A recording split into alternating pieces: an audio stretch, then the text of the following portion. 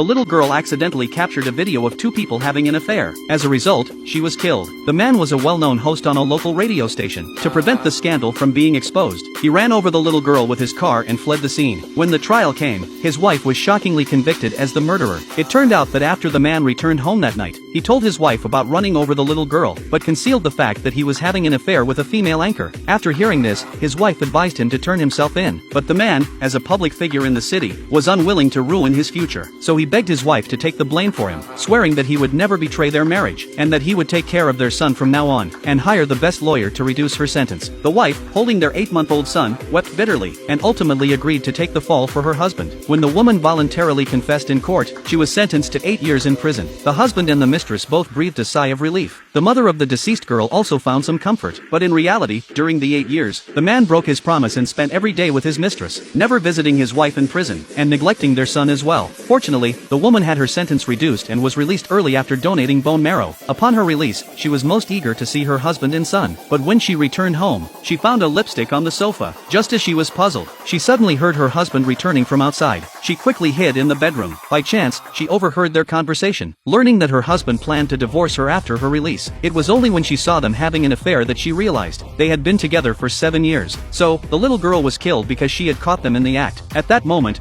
she wished she could kill the two of them herself, but after thinking it over, she dismissed the thought. She then went to search for her son, but when she entered his room, it was empty. She thought he must have been sent away. Looking at his toys and drawings, she was filled with sorrow. Suddenly, overwhelmed with grief, she knocked over a photo frame. This woke the man from his sleep. Fortunately, the wind and rain outside didn't raise any suspicions. At that moment, the woman had already escaped from the villa with the photo frame. The next day, she went to the school to find her son, only to hear that he had been frequently skipping classes and was expelled. Upon hearing this, she was confused. To locate her son, she called her husband and asked him to give their son his phone, and to have the boy record a video wishing her a happy birthday. The man was suddenly at a loss for what to do. When he saw a young boy nearby, the mistress suggested that he have the boy pretend to be their son and record the video. The man thought this could fool his wife. What he didn't know was that his wife was watching them through the window. Clearly, this boy wasn't her son. As she was about to barge in and confront her husband, the mother of the deceased girl stopped her, and angrily dragged her to the cemetery. She blamed her for being the murderer and questioned why she was released early. The woman, as a mother, sympathizes with the mother of the little girl, but she couldn't reveal that her husband was the true murderer,